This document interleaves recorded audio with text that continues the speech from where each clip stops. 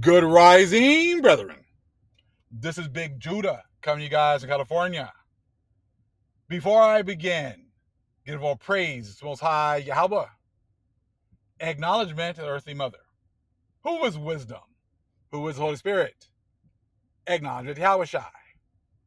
I pray the Most High blesses this lesson this evening, gives more knowledge and understanding of the events of the past in order to understand events that are currently happening on the earth, so we get a much better understanding of the things that are soon to come on the earth.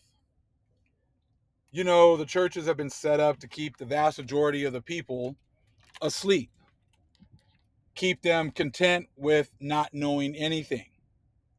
Now, we're going to get into something that's pretty amazing because this book here has done a great job tying in many other books that supposedly were not canonized and brings out more knowledge and understanding and gives you a much better understanding of the Bible.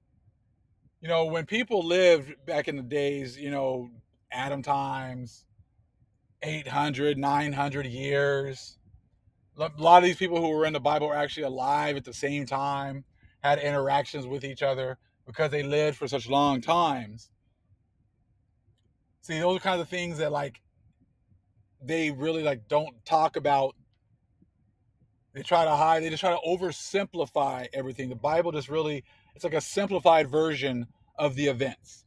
If these people were living so long, then I'm sure they'd have more than just a little blip in the book of Genesis, or a couple of chapters in a couple of the other books, or maybe just a few verses here and there talking about these people. And these people were living, even in your life, if you live to be 70, 80 years old, would all of the events of your life fit in a couple of verses in a book? I mean, if that's all they talked about, how could someone who reads that book think that they really have a good grasp or understanding of the accomplishments of your life? And see, but that's what they want you to think about. That's what they want you to believe when you believe there's only 66 books. And that the word of the Most High is nowhere else but in those 66 books. They give you very little information about these people and their lives and the other events that have happened. I mean, things like this, right now, because we're being awakened, there are great things happening in our lives every day. There are things that, man, we know that was the Most High. We know the Most High got us out of that situation. We know the Most High opened up a door for this to be able to happen. The Most High opened a door for me to be able to talk to this person. You being where you are at this very moment, so someone can watch you and observe you so that they can be, kind of convicted to start doing some self-examination of themselves. I mean, the Most High is doing all these things every single day. So it's not fair to act as if what someone did 80 years ago was all that they did, and then nothing's happened with the Most High and them the rest of the time they've been here. Every day that we live, we're a testimony. We're given a testimony to the Most High. So I want to show you guys just a little something here from this book. We're just going to look at a part about Moses from the Dictionary of Deities and Demons in the Bible. Now I've been, hitting up a few bookstores and checking out some of these bookstores, looking for antiquarian books and things like that. I'm usually first thing I just look for the older books, but this was one of the books that they had in one of their shelves that was locked up. So we kind of pulled it out, and I'm like, I thought it was like another commentary, whatever. I'm not even gonna, take a look at it. My wife kind of opened it up and looked at it, and then, we looked at hold on, let's look this up on eBay real fast. So you look on eBay, and this book is $600, $700, $1,000 for this book. We got it for way less than that, but it's just the way the Most High works. A lot of times you go into these books, these stores, and you don't know exactly what you're looking for. You're just gonna see where the Most High leads you. Maybe there's a book or some information that's at this particular location for you to look at, for you to see. You see what I'm saying? What I'm seeing, they really try hard to keep you corralled into your little section. I went into this bookstore, I had my wife call, and we said, do you have any old books? Oh yeah, I got some old books here, this, and that. Come on over. So I go and check it out. We all go check it out, whatever else. And I'm just looking around, and I'm like, okay, I don't really see any old books here. And then he has some books behind him, older books and whatever else. And I said, hey, can I see that book? It was kind of up high. He said, oh, that's a book on Native Americans. Okay, that's fine. That's exactly what I'm looking for. It's an older book about Native Americans, right? Yeah. Oh, you don't want to look at that book. That book's like $500. Okay, let me see it. So it's like, well, they first thing is, oh, it's Native American, it's not yours, it's not for you. Oh, it's $500, too much for you. They're just trying their best to keep it out of your hands. And as soon as I get at this book and start opening it up, it starts talking about the complexion of the natives and how there was such an array. Like the complexions of them went from very fair to also very, very, very dark. Just to confirm the fact that here on these lands, all of them were not the same. They had different complexions. And this is like a first-hand account, of someone who lived with them. But see, these are the kinds of things, the information that they try their best to keep you from finding or keep you from looking at. Now, if you thought you were African American, they had a little itty bitty section of African Americans. And most of these places have very little sections on African Americans, and that's all they want you to concentrate on. When you start looking at the Aborigines and and the natives or whatever else, all of a sudden, there's a lot more information. You don't look at the pictures, because a lot of times they put pictures on there to throw you off. They'll give you the information, but then they'll put the pictures of other people there to try to make it seem as if that information applies to those people. But just like in the last video I just put up, it just showed you who the ancients were. The ancient people of Mexico, the Americas, whatever else, were so-called Negroes. So I can care less what pictures you put up.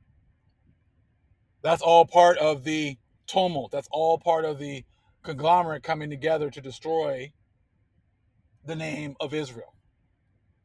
You give us our information, but then you apply it to someone else so that we won't look at it. You tell us, oh, that book's not for you, that's for another group. Oh, that book is too expensive, you can't look at that. You see what I'm saying? Things like that. That just shows you how Psalms 83 works. Now let's take a look here, because like I said, if you have limited yourself to 66 books only, you remember now you've done that to yourself. The Most High never told you that you can only read 66 books. The Most High never told you that. That's what you decided to do because you wanted to be part of the, Priest of Mahan church. He wants to keep everything, plain, simple. I got all the answers. Things aren't that difficult. I got it all. Just feel comfortable knowing that I know everything. Take a look here at the bottom. Talking about Moses, okay? Now, there's also a lot of numerology in the scriptures, okay?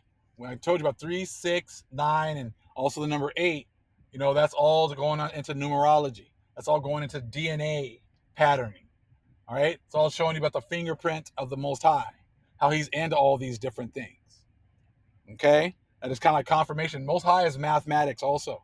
Math and, like a lot of these pyramids and that, they follow patterns. They have certain mathematical computations that go back to 3, 6, 8, 9. And you take a look here. In the Bible, Moses is the human mediator, okay, of revelation par excellence. His name occurs 765 times in the Old Testament. Now that's 765. 7 plus 6 is 13. 13 plus 5 is 18. 1 plus 8 is 9. Again, numerology. Just confirming, it wasn't just a random number that they just happened to throw in there. They did it on purpose because it's numerology. Okay? Confirming that it's of the Most High. Okay? 765 times in the Old Testament, especially in Exodus, 290 times. Okay? And Joshua, right, to Joshua and CA, okay? 80 times in the New Testament. And 80 is just 8. 0 is just a placeholder. Again, 3, 6, 8, 9. 8 is like the number of infinity. Okay? 80 times in the New Testament. More frequently than the name of any other Old Testament person, especially in reference to Moses as lawgiver and author of the Pentateuch. Okay? And we know that Moses was getting this information from somewhere else. He did not write this information all by himself. He's referencing other books that you are not privy to. That's just where the church wants to pick up the story. They want to pick it up from Moses and say that he wrote all these books. But hello, there was Enoch, who was before Moses. Adam wrote. Enoch wrote. Enoch was shown everything. But the Gentiles aren't going to like necessarily all the things that Enoch was shown. So therefore, just write him out of the whole story. We're just going to pick up with Moses. And anything else we don't want to talk about. Okay? And is born by no other, is born by no other biblical figure. The name Moshe is explained in Exodus 2:10. Again, 2 plus 1 is 3. Again, same thing. All these things all work together. There's much more going on than what you think. Okay, by means of a wordplay with the root mish right there, to draw. I drew him out. And even their names have a much deeper meaning. So like I said, if you just read the Bible, oh, Moses, okay, and you don't do any other research, look at how much research they've done with just Moses right here. Look at all this information. And trust me, it's not all out of the Bible. They're pulling information. See, the scholars are pulling information from all these other resources. But I guess they're all wrong too, right? For going into this in any depth. You see what I'm saying? The guys go into all this information, give you all this knowledge, and then they charge you $1,000 for the book. If it's all a bunch of lies, why would they be charging so much for the book? The book is like a big dictionary of information. It's huge. It says, probably, however, the name also contains an allusion to the destiny of its bearer, one that draws out his people from the waters of the sea and the bondage of Egypt. Okay? So just giving you more understanding. Josephus and Philo of Alexandria explained the name of the with the aid of Egyptian Coptic. Now see, again, they're showing you that these people are getting information from the Egyptians, and the Egyptians got their information from the Israelites. You know, I'm sure the Egyptians were probably influenced by fallen angels and got information from there as well. Okay? But again, it's letting you know that these Greeks here and Romans were getting information from the Egyptians. The one rescued from the water. This explanation forms the basis for the Greek version of the name. You see? They just got the information and then they have their Greek versions, okay? They didn't come up with stuff on their own.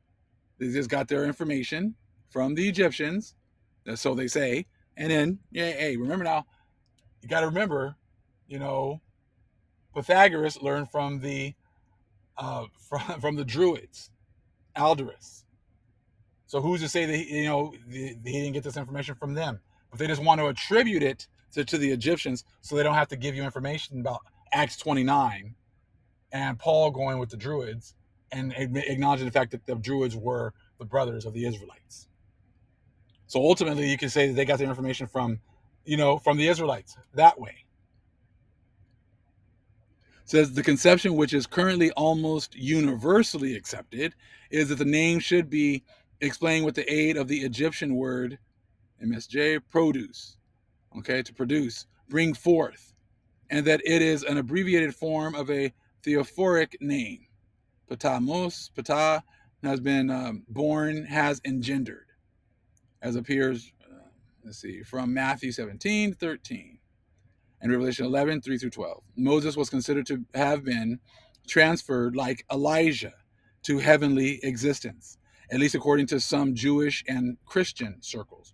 Accordingly, his return could be expected. Okay?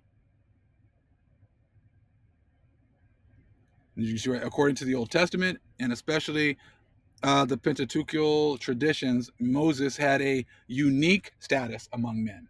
They're giving you all that information right there. He was the servant of the Lord, God's confidant, a prophet, and priest.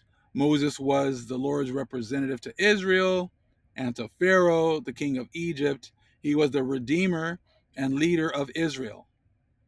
Get all that information right there. The initiator of its administration, and the founder of its cult. Remember, there you go, the founder of its cult. Remember, cult has some negative connotations according to the churches. A cult is like a devil worshiping group. But this is showing you right here that Moses was the leader, right, of this cult. So that's absolutely amazing right there. You guys see that first paragraph. And the founder of its cult. And a cult is just a called out group of people who don't follow the normal religions, the popular religions. So now, why do you guys have that Bible? Why are you guys walking around with that Bible? Moses was the founder of a cult. You see what I'm saying? That's why the churches don't really mess with the Old Testament. Because they'll say, oh, the Old Testament was really only for the Israelites. It was a cult. It was the instructions for a called out group of people to follow. They're supposed to stay away from the vast majority of people. And that is what a cult is. So you can't walk around with the Bible and then talk, all this mess about people that are in a supposed cult, because the people in that Bible that you're actually walking around with and say you love so much were a cult organization. They were a group of people who did not follow the mainstream, which is exactly what we are today. We do not follow mainstream religions. We do not follow Catholicism. We do not follow Constantine Christianity. You see what I'm saying? So if Moses was a founder of a cult, a called out group that doesn't follow the masses, don't you think that if you wanted to follow the true Israelites, that's exactly what you would be doing? The same thing, not following the masses and not following their breakdowns.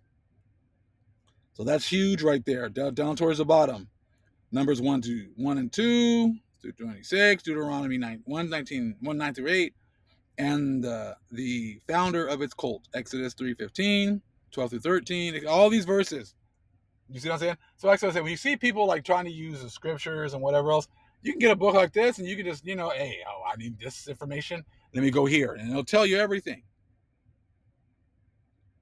The zealous champion of the true Yahweh religion and the fighter against apostasy, Moses interceded on Israel's behalf. All right. He had to suffer the enmity and lack of confidence of his people. All right. All those different things.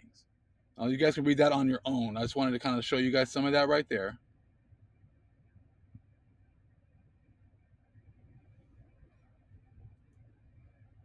And if you look at the second row there, or second group right there, the second row, it says, and their picture of Moses, the New Testament passages, again and again, go beyond the information provided by the Old Testament.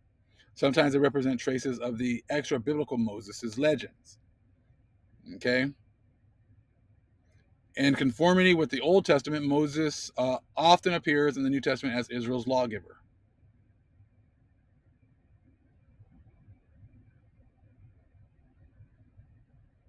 He is also considered to be the author of the Pentateuch, and as such, he is regarded as the announcer and prophet of Jesus, the Messiah,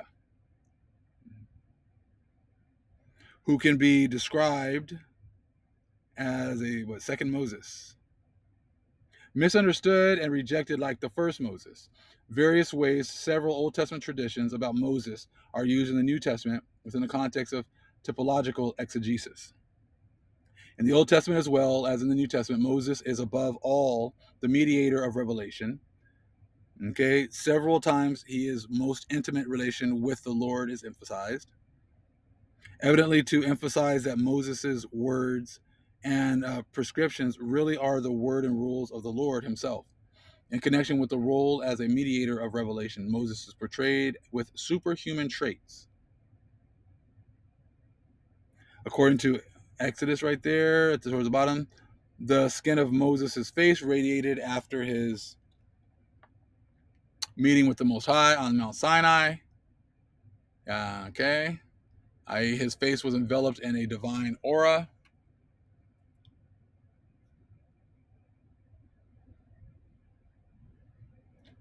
Now, on this section right here on the left, I want to show you something. Some other books that they're referring to. Let's see here. It says, was according, let's see, evoked by the Lord's representative, the man who thanks to his long and rigorous fasting, he had reached the highest state of purity and holiness. With eating and drinking impurity may enter the body, and so had been transferred to heavenly existence. Right there. Second Enoch 56 and 2. So they're referencing Second Enoch. Oh, but I like that the churches didn't believe in Enoch. The first, second, third, any of the Enochs.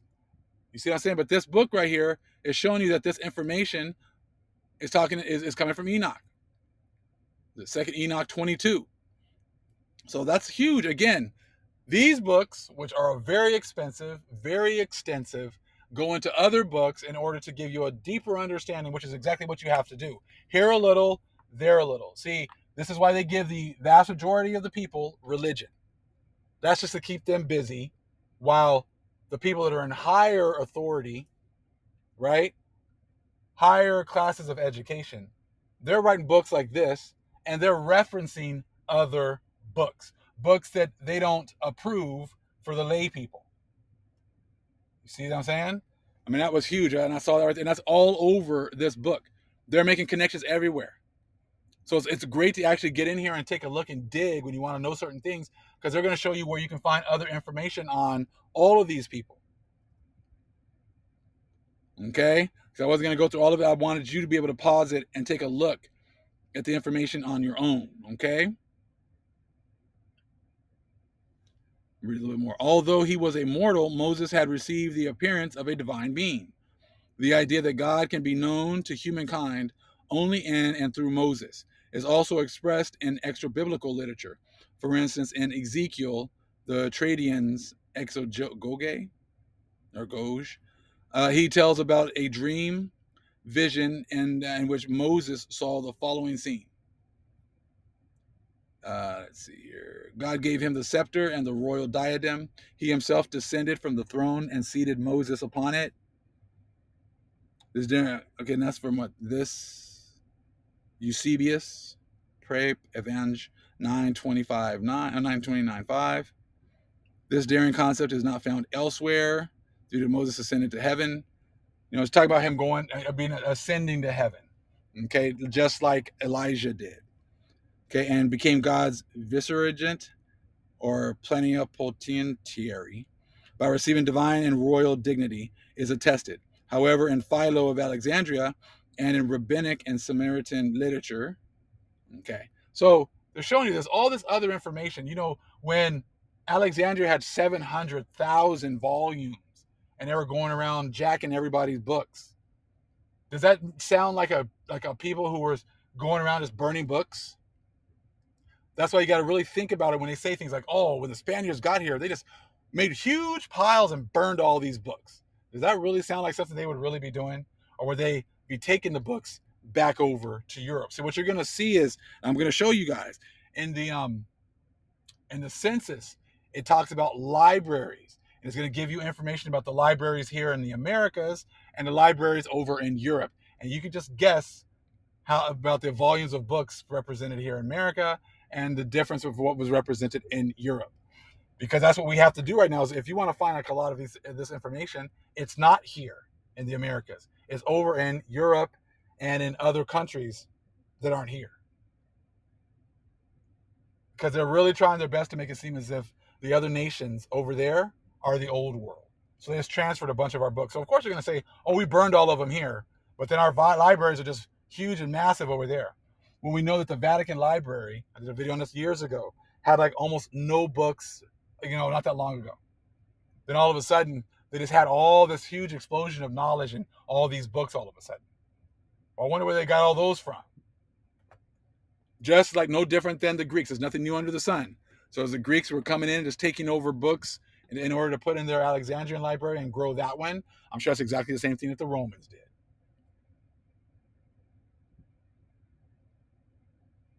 And I wanted you to see right there how they're referring to Second Enoch. That was very important. And you can look over here to the right because I'm referring to other books as well. It says on the right-hand side right here, various traditions of Moses' death are known from outside the Bible.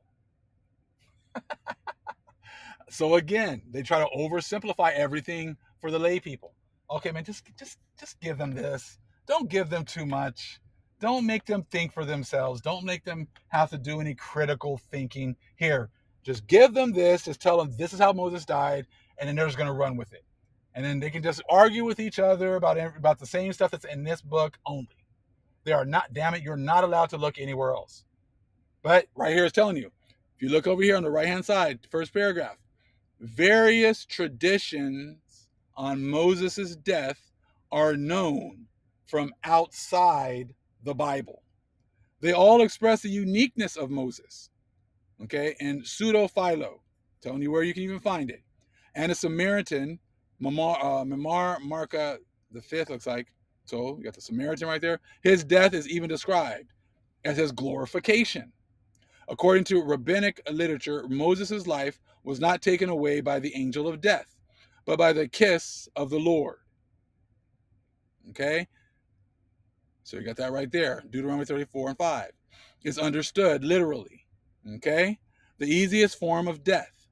In rabbinic literature, various views are found with regard to the agent of Moses' burial. According to the current interpretation, Moses was buried by the Lord. This view is also attested in, for instance, Pseudo-Philo, again, another book. Okay? They're not getting out of the Bible. They just give you a little bit just to keep you, quiet and shut you up. Now, this is how he died, right here. This is it. Don't look anywhere else. You see what I'm saying? Let's see. And the Memar Makah. According to another interpretation, Moses has to be considered the agent of his own burial. In this rabbinic elucidation of Moses' burial, angels often play a role of supernumeraries. Okay? Again, TG, PSJ right there. Outside rabbinic literature, the view is attested that Moses was buried by an angel, Michael, or a number of angels, the use of the plural. They buried him. Okay? In the LXX version of Deuteronomy 34 and 6. So even within the versions, there's different stuff going on.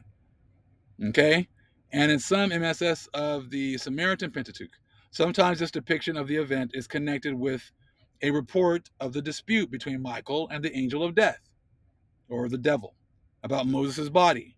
And Moses' burial is found in Christian literature, right? But it is also known to Islam and to the Falashas, okay, right there also.